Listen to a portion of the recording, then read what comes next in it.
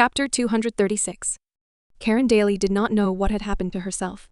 How could she be so sad? It was clear that she was offended by Kevin Kyle. He regarded her as a substitute. He deserved it. Why should she blame herself? Because she didn't understand this emotion, her heart was in a mess. After hitting Kevin Kyle, she ran away in a panic. She didn't know where she was going to run away to. She rushed forward at random until she was caught by a powerful palm. Karen. Karen Daly looked up and met his deep eyes. His voice was low and hoarse, which made her feel guilty. A few days ago, Karen had also been treated this way by Kevin. That time, he also looked at her with such a look. Being looked at like this, she felt more like she had done something wrong. Karen understood that Kevin saw another person through her, the mother of little Karen, whom he deeply loved, his deceased wife. An inexplicable sense of sadness poured into Karen's heart. She did not know when her eyes were filled with tears, and tears silently slipped down from the corners of her eyes. Suddenly seeing Karen Daly's tears, Kevin Kyle's heart was torn into pieces. Karen rarely cried. In Kevin's memory, she only shed tears a few times, and every time he would be at a loss. Especially now, he had scared her to the point of crying, and he didn't know how to fix it, so that she could stop crying. Kevin pressed her into his arms and wiped her tears with his finger. Karen, I didn't mean to scare you. I was just angry. You promised to have a meal with me but canceled because of another man. I was jealous. Kevin once said something similar. At that time, he said that he would be jealous because she was his wife. Now he was jealous because of her. Karen pursed her lips and held back the tears that were about to fall out of her eyes.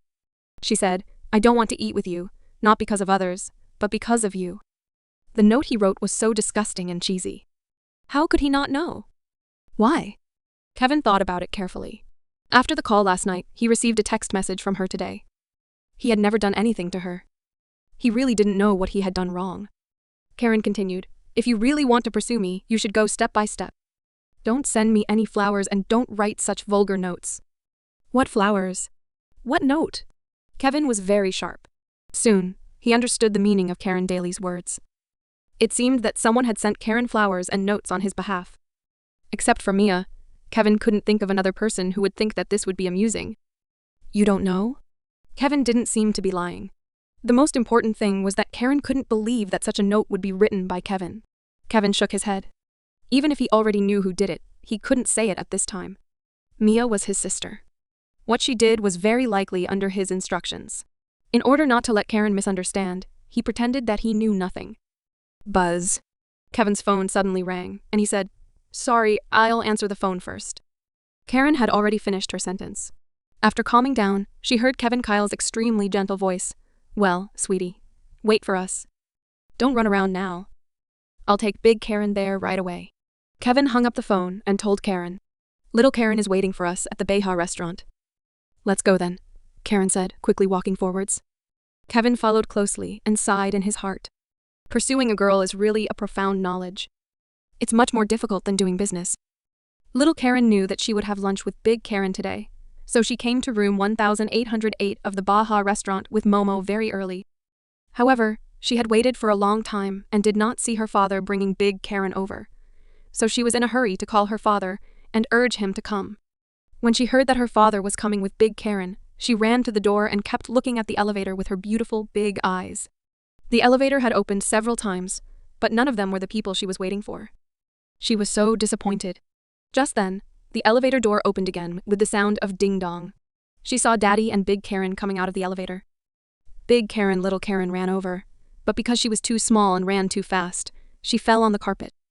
Little Karen. Karen rushed over in 2 steps and picked up Little Karen.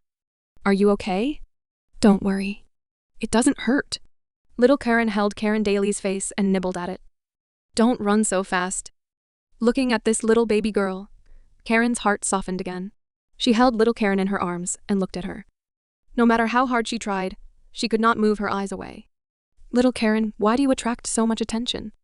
She really wanted this little baby girl to be her own child so that she could take care of her every day and never be separated from her again. Well, I am always so beautiful and lovely. Little Karen had always been very confident. This self-confidence might have been learned from Maya Kyle. She felt that she was the most beautiful child in the world.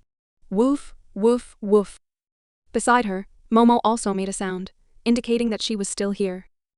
Don't neglect me, Momo seemed to be saying. Momo, you're so cute. Karen Daly picked her up and rubbed her head. Little girl, why do you also attract so much attention? Momo is my sister. If I am cute, she is also cute and lovely. Little Karen replied. When Big Karen praised Momo, Little Karen felt like she was just praising her, which made Little Karen very happy. As soon as the mother and daughter met, they always ignored him so thoroughly. Kevin shook his head and said, Little Karen, take Big Karen back to the room and don't let her starve. Little Karen said, Big Karen, sit with me. Karen Daly said, All right, I will sit with you. Woof, woof, woof. Momo joined in. Kevin still had not found an opportunity to interrupt their conversation. It was still room 1808 of the Baihe restaurant, the room in which they shared beautiful memories. Kevin even clearly remembered Karen's serious look when she taught him how to peel shrimps, and he remembered her blushing face when he kissed her in secret. The past was vivid in his mind, but things had long changed. But it didn't matter. Karen had returned. He could hear her and touch her, even if there was only Little Karen in her eyes. He was still satisfied. Chapter 237. Today's meal was arranged by Kevin Kyle with great care. There were several dishes on the table, which were exactly the same as several years ago. Steamed scallops, curry crab, tofu, shrimp with bitter gourd, and so on. There were some dishes with heavy taste and some with a mild taste. This time, it not only was in line with their appetite, but also took care of Little Karen's preference, who was a new member of the family. The tofu was nutritious and healthy, so it was most suitable for Little Karen, who did not have fully grown teeth yet. Kevin Kyle took a small bowl and filled the bowl for Little Karen. Sweetie, can you eat it yourself? Little Karen grabbed the spoon and tapped her little head. I can, she said softly. Big Karen was watching from the side. How could she not do that? Little Karen wanted to show off in front of Big Karen. Little Karen picked up a spoon and said like an adult, Big Karen, I'll feed you. Thank you, Little Karen. Karen Daly opened her mouth and drank the tofu soup. She nodded repeatedly. What you fed me was yummy, Karen Daly said. After receiving the praise, Little Karen felt proud. She scooped up another spoonful and blew it a few more times. Dad, I'll feed you. Karen had drunk the soup from that same spoon just now, and Little Karen was now feeding it to Kevin. She felt particularly embarrassed and wanted to stop her, but did not know how to say it. Kevin did not hesitate and opened his mouth to drink the soup that Little Karen fed him. Little Karen, it's yummy, he said. Having lunch with Daddy and Big Karen, Little Karen was extremely delighted. Kevin peeled the shrimps slowly for Little Karen to eat. However, Little Karen then fed all the peeled shrimps to Karen instead. She remembered that her father had said that she must take good care of Big Karen, so she listened to her father and did a good job. Kevin Kyle looked at the mother and daughter with gentle eyes, as if he had owned the whole world at this moment. All the distress he had suffered in the past 3 years were now scattered along with the wind. As long as Karen was happy, as long as Karen lived a good life. Kevin didn't care whether Karen Daly remembered that they spent countless lunch breaks here. They had eaten these 5 dishes together in this room, and she had even taught him how to peel shrimps. The past was not important. What was important was their future. It was not only his and Karen Daly's future, but the future of the 3 of them. Karen suddenly looked up and happened to meet Kevin's eyes. She blushed unconsciously and said, Mr. Kyle, why don't you eat? I'm not hungry, Kevin said. It was rare to have the opportunity to watch the mother and daughter sit at a table for lunch. His mind was filled with both of them, hence he did not eat. Even if Karen still called him Mr. Kyle, he could interpret that she was not solely addressing a stranger, but there was now another connotation behind it. The summer came quickly. Although he had been very busy with work recently, and he had 2 international video conferences in the evening, Kevin Kyle still took an hour of his time to practice taekwondo with Little Karen. Over the years, no matter how busy he was at work, he would not neglect Little Karen. She had practiced taekwondo for some time. Although she was young, she was very smart and well-behaved. The teachers often praised that she was the smartest child they had ever taught. Little Karen lay in Kevin Kyle's arms. She looked tired, and she was gulping down big mouthfuls of water after the practice. Kevin took a towel and gently wiped her sweat away. Little Karen, would you like to have Big Karen practice taekwondo with you another day? All the members of the Kyle family had learned some self-defense, just in case. Mia Kyle had practiced with Kevin Kyle when she was a child, but she was too naughty and never paid attention. She didn't learn any practical skills at all, but only learned the ability to run away. Kevin Kyle had always wanted Karen Daly to learn some self-defense.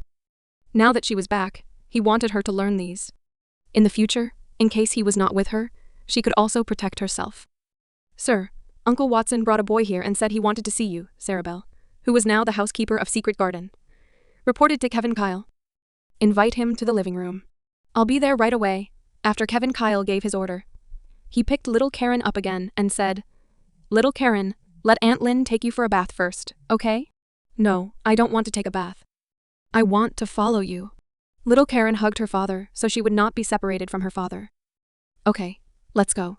Kevin Kyle picked up his daughter and walked to the main building. There were two people waiting in the living room. One was Uncle Watson, Kevin's chauffeur for many years, and the other was a teenager who looked like he was about 15 years old. The boy stood with his head down, so his face could not be seen clearly. He seemed quite young, but he was tall and scrawny. "Young master, little miss." Seeing Kevin Kyle carrying little Karen into the house, Uncle Watson quickly got up and greeted him. Kevin Kyle nodded and said, "Uncle Watson, please sit down." "Grandpa Watson, please sit down." Little Karen also nodded like her father, and then looked at the teenager who had his head lowered. "Big brother, sit down too." "Don't be afraid, sit next to me." Little Karen climbed up to the sofa from her father's arms and sat down. She patted the seat beside her with her small hand and said in a soft voice, "Brother." Kevin Kyle looked at Uncle Watson and asked, "What's this all about?" Uncle Watson quickly said, "This is the injured boy that the little miss asked us to save." After he heard that the little miss saved him, he wanted to show his gratitude. "I told him it's not necessary, but he kept his mouth shut, followed me wherever I went. Young master, I took him here because I didn't know what to do with him." Kevin Kyle turned his eyes to the boy beside Mr. Watson and looked him up and down. Then he said, "Raise your head and let me see you." The boy still kept his head down and didn't move, as if he couldn't hear his words at all. Little Karen rolled down from the sofa and walked to the boy with small steps. She reached out her little hand to grab the boy and said softly, "Brother, don't be afraid." Hearing little Karen's voice, the boy glanced at her and slowly raised his head to look at Kevin Kyle. Kevin Kyle stared at the boy, and the boy did the same to him. Being an important business person, Kevin had met all kinds of people, but he rarely met someone who could look him in the eye for such a long time. The boy's eyes seemed to be glassy, but they were extremely sharp. There seemed to be many unknown things hidden in his eyes. Kevin asked, "What's your name?" The boy looked at him but kept his mouth shut. He did not intend to speak. Little Karen took his hand and asked, "Brother, what's your name?" After a long time, an extremely hoarse voice rang from his throat. It was absolutely inconsistent with the boy's age. His throat seemed to have been burned. "Lionel," the boy managed to utter. Chapter 238. Kevin Kyle had seen many people and things before, but when he heard the hoarse voice, he was a little surprised and he looked at the boy doubtfully. There seemed to be much hidden in the boy's eyes. He tried his best to hide them from others, but he was still too young. Coming up against him, Kevin Kyle could see through his eyes immediately. Kevin got up, picked up little Karen while saying, "Uncle Watson, take him away." "I don't want to go." The boy tried his best to say these words. His voice was still hoarse. His scarlet eyes stared at little Karen, who was in Kevin's arms, and he said again, "I want to stay. I want to stay by her side." "What? You want to stay with my daughter?" Kevin snorted. "My daughter does not lack people who can take care of her." "My life." The teenage boy swallowed, and it took him a lot of effort to say, "I can protect her with my life." The boy's every word was sincere. Kevin could see that what he said was from the bottom of his heart. But as this was related to little Karen's well-being, Kevin wouldn't make the decision so quickly. He stared at him for a long time and said, "Why should I believe you? She saved my life." In that stormy night, he was wounded all over and was almost unconscious. After being rescued, he only heard a voice save that big brother. His answer was very touching to Kevin Kyle, but he knew that there was a lot more to this boy than he showed. The boy would be like a time bomb if he stayed by little Karen's side. It would do more harm than good. Kevin Kyle would not want to mess around with little Karen's safety. "Daddy, I want him to stay." Little Karen, who had not spoken a word in Kevin Kyle's arms, suddenly said softly, "Why?" Kevin looked at little Karen and his tone instantly softened. "He can play with me," little Karen said. Little Karen's reasoning was very simple, but Kevin understood there was more meaning to it. Little Karen would only get close to people she liked, or those that would not harm her. She would not be willing to get close to just any stranger.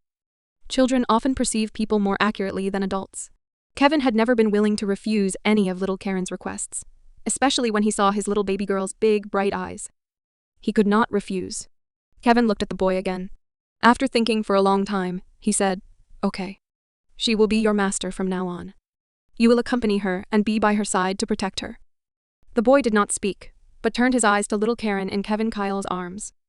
She looked at him with a sweet smile and said, "Brother, I will protect you in the future." Kevin Kyle put little Karen down and said, "Little Karen, take your brother to ask Aunt Sarabelle to prepare some lodgings for him." "Yes." Little Karen nodded happily and took the boy's hand. "Brother, let's go." The boy did not hesitate. He had accepted little Karen as his master. He just wanted to follow her, no matter what in future. Looking at the pair leave, Mr. Watson said worriedly, "Young master, is it too risky to let an unknown person follow our little miss around?" Kevin looked at the boy walking away. He looked away and said, "He won't hurt little Karen." Kevin was very confident when it came to identifying a person's character. Little Karen was his most precious daughter. If he didn't have full confidence, why would he do such a risky thing? Mr. Watson added, "Do we need to send someone to find out his background?" "No need for that." Kevin Kyle got up and left. At the same time, he ordered, "Sarabelle, please ask Maya to come to my study, if she is at home." When Sarabelle went to see Mia Kyle, she was reading a new script in her room. Hearing that Kevin wanted to see her, and thinking of how the three of them had lunched together earlier, Mia thought that it was her efforts which had helped him get his wife back. She threw the script aside and ran to Kevin's study as fast as she could. She was thinking about the new sports car she liked while running, and it seemed that it could become hers soon. "Brother." Mia pushed the door open without knocking on the door. She said happily, "If you want to thank me, give me a big reward." "Thank you?" Kevin was sitting at his desk. He said without raising his head, "Do I have to thank you for giving me more trouble?" At first, Kevin had just guessed that Mia was the one who sent the flowers. But now, before he could ask, she had revealed her antics on her own. "You are my brother. Even if the things I have done did not go as planned, you have to understand that I did everything for your own good." Mia had been always very clever. When she heard Kevin's words, she knew something must have gone wrong with her plan. It was an accident that no one expected, and no one wanted to happen. So Kevin should not blame her. "Tomorrow, you will go back to the United States and repent for a month. When you figure out your mistakes, you have to write me a report with no less than 3,000 words. You're grounded out until you pass the test." Kevin Kyle's tone was serious and stern, as if he didn't intend to give Mia Kyle any room to turn the situation around. "Brother, are you sure? I'm a grown-up, and you can't punish me this way." Mia pursed her lips and said indignantly. She was already in her 20s. When her sister-in-law was at her age, she had already married Kevin and was already busy trying to have a baby. If it weren't because of Neil Brown, who was always so cold to her, she might have already flown away with Neil Brown instead of living with her parents. Mia Kyle has her own place outside, but she lived there alone. She would stay at Secret Garden during her spare time and spend time with little Karen as well. Kevin Kyle raised his eyebrows and said in a low voice, "Since you're all grown up, am I no longer your brother? If you have time to lecture me, you better spend it by thinking about how to get my sister-in-law back." Mia thought quickly. Before Kevin was able to speak, she said, "I have just made an appointment with Faye to go shopping with sister-in-law tomorrow. Perhaps I can help her recall something." Mia had thrown a bait at the right time, which made Kevin tempted. It might be easier for Faye and Mia to get close to Karen since she was not being very open to him yet. It was more difficult for him to help her recall the past. Why didn't he think of such a simple solution before? Chapter 239. In the past 2 or 3 years, Karen Daly had not had a good night's sleep. Most of the time, she would be surprised by nightmares, so she slept late, hoping to sleep deeper as soon as she fell asleep. However, it didn't work at all. As long as she closed her eyes, she would have all kinds of nightmares to pester her. Today, she dreamed again. She dreamed of a lot of people in white coats holding needles and injecting unknown liquids into her body. She struggled and resisted, but it was useless. It was as if there was an invisible net covering her. She could only allow those people to harm her. Karen Daly. In the darkness, a low voice was calling her name. It was a very familiar, but far-away male voice. As the voice sounded, a black figure came to her. The black figure was getting closer and closer. She wanted to reach out to grab him. Just as she was about to catch the black figure, a doctor-like man dragged her away and stabbed her with a big cylinder. Karen Daly struggled and shouted, "No, don't!" Just when she was at her most helpless, the cell phone next to her rang, like a bell ringing in heaven, pulling her out of her nightmare. Karen was panting and was still in a state of shock. She wiped the sweat from her forehead and touched her mobile phone to answer the phone. "Hello?" Her voice was still trembling and uncontrollable. She didn't see clearly who was calling. She just felt that the call was too timely and pulled her out of the nightmare. "Karen, it's Kevin." The other party's deep voice came from the receiver, with a kind of reassuring calmness. It was Kevin Kyle again.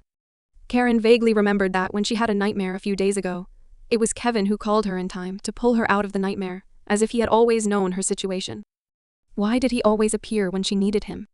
She clearly knew that in that man's eyes, she was just a substitute for his previous wife.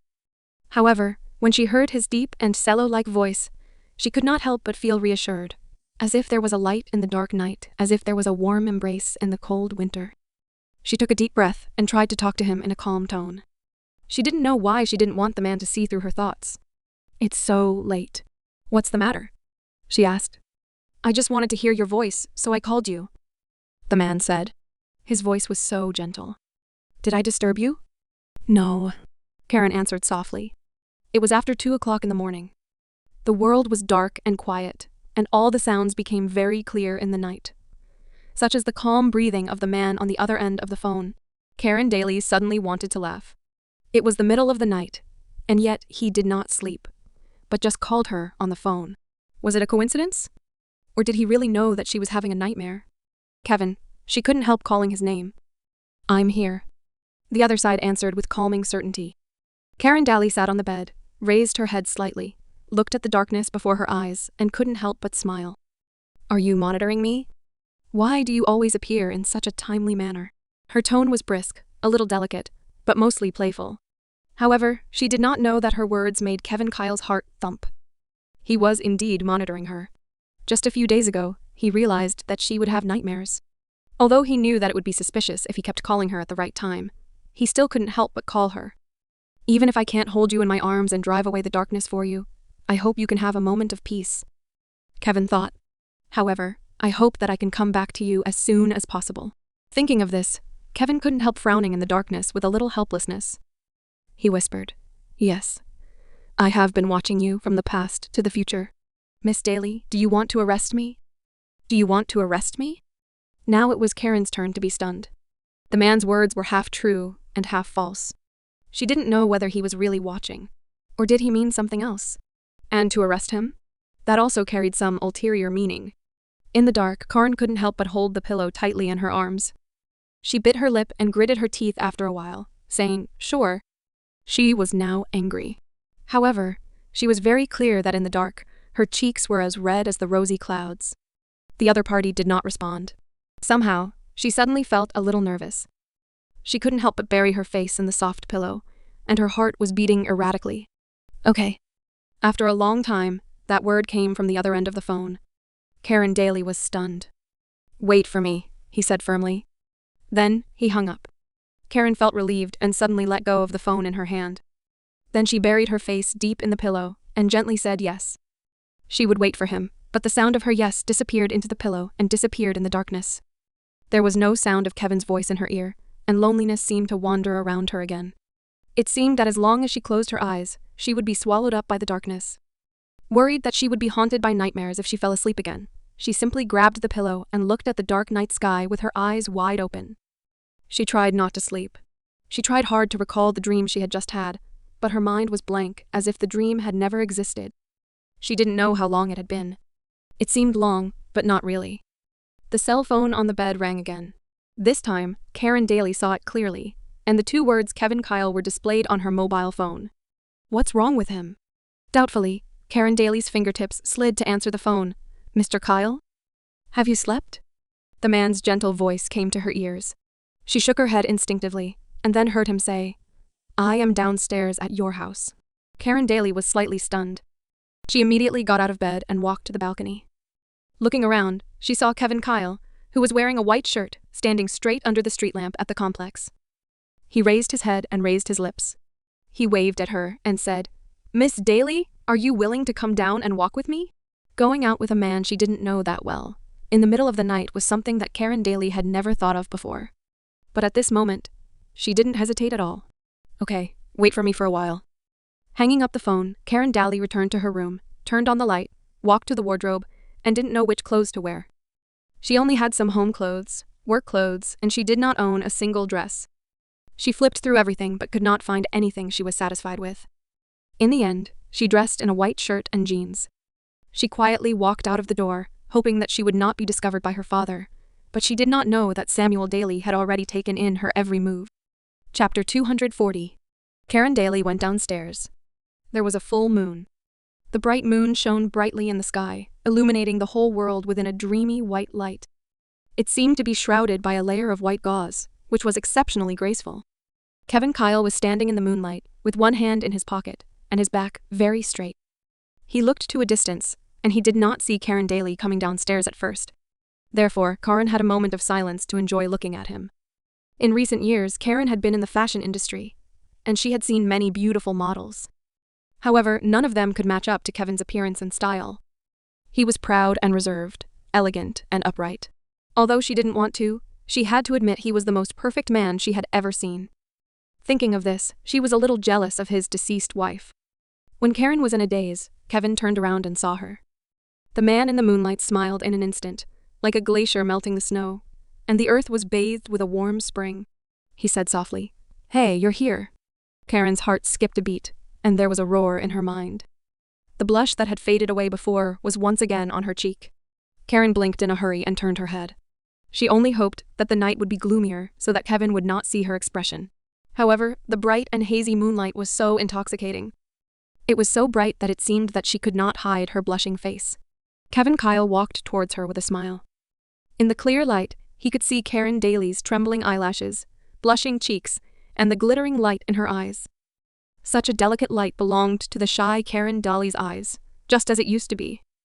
In a flash, he felt as if he had returned to his old days. In the vast sea of people, they had found each other. They fell in love with each other. They snuggled up to each other and wanted to share a lifetime together. Kevin could not help but hold Karen's hand. It was so soft and so cold. He was eager to hold it for a lifetime. Seeing her hand being held by him so suddenly, Karen wanted to pull away, but Kevin Kyle seemed determined not to let her go. Karen was a little angry, so she glared at Kevin. Coincidentally, Kevin was looking at her with soft and firm eyes. His eyes were attractive, making her have an illusion that she was deeply loved by him. Karen suddenly couldn't tell whether this man was looking at his deceased wife, or her. It was too much, wasn't it? Why did he tell her about his wife? Now, her heart was beating like a drum, and she was eager to hold the man's warm hand and never let go again. But Karen Daly he loved wasn't her. Now, he was holding her hand, and it made her feel safe and ease. She could not help but look down. She had never been held by a man like this. This feeling was very strange, but somehow familiar, as if he had once held her this way. Perhaps this was how he held his wife's hand in the past. Karen Daly didn't want to think about it anymore. Even if Kevin Kyle treated her as a substitute for his deceased wife, she would accept it. She had a moment with him temporarily. When the day came, everything would return to its original state. Let it be. Just one night. Kevin held her hand, and Karen did not refuse. Neither of them spoke a word.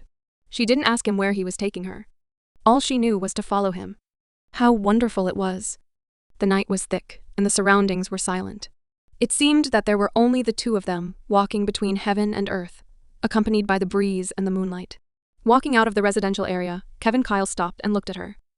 "Is there any place you want to go?" Karen Daly shook her head. "I'm not familiar with Chatterton Town." "Then just go with me," he replied gently. He took her to his car, a Bentley worth millions. He opened the door to the passenger seat and let her get in. Karen Daly got in the car and sat down. She reached out to get the seatbelt, but Kevin Kyle held her hand. He said, "Let me do it." He bent down, pulled out the seatbelt, and buckled it for her. When he got up, his face brushed gently against her pink lips. It was as if she had touched electricity. She could only feel the heat on her lips, and her heart beat as if it would jump out of her throat. However, he did not change his expression. Kevin Kyle looked at her and smiled enigmatically. Then, he leaned forward and approached her. It seemed that he was going to kiss her, but he stopped just as he was about to touch her lips. The faint smell of smoke from him melted into her breath, and the tip of her nose touched the tip of his nose, which tickled her. Karen Daly looked at herself, who was nervous in her eyes, and felt that she was out of breath. However, Kevin Kyle did not move forward. The distance between them was minute. Karen seemed to see the hesitation in Kevin Kyle's eyes. As expected, as soon as the light of hesitation flashed, Kevin Kyle retreated. Somehow, the sense of loss in her heart surged like a wave. Perhaps, he suddenly saw that she was not his deceased wife. Her lips were still hot, but Karen Daly felt a little cold in her heart. She didn't know that Kevin Kyle's hesitation was just because he was afraid of her resistance. He had always thought for her. Even if he had to endure the pain, he didn't want to go against her will. Kevin Kyle sat down in the driver's seat and reached out to grab her hand. He pinched it in his palm and said, "Go somewhere with me." Karen Daly nodded. Although she was still upset, she didn't want to miss out on the night. Kevin Kyle said, "Then lie down and sleep for a while. I'll wake you up when we arrive." Karen Daly said, "It will be dawn in 2 or 3 hours. Don't go too far. You have to go to work early in the morning." Kevin Kyle did not respond. He turned his phone off and threw it into the back seat, then said, "Would you like to take a day off with me?" Since the first day he took over Ravio, he had never once taken a day's leave for himself. Today, he was going to let himself do whatever he wanted with Karen Daly. She looked at him with a straight face. She could see the tenderness in his eyes. He was the CEO of the Ravio, and he was willing to play with her like this. Why couldn't she, a small designer, do it? Karen Daly also took out her mobile phone and followed suit. She threw the phone to the back of the car and said, "Mr. Kyle, my phone is also missing. Let's go." In the past 2 or 3 years, she had lived according to her father's wishes.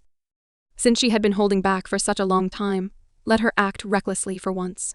Kevin Kyle started the car, turned around, and soon entered the main street to the center of the city. Karen Daly slept late that night, and she began to have nightmares soon after she fell asleep. She almost did not rest for the whole night, so after a short while, she fell asleep in a daze. It was strange that she used to have nightmares no matter when she fell asleep, but this time she slept very deeply. After nearly 2 hours of driving, Kevin Kyle arrived at the most famous vacation spot near Chatterton Town, Ravio's Ocean Bay Villa. This was a place with a lot of beautiful memories for the two of them.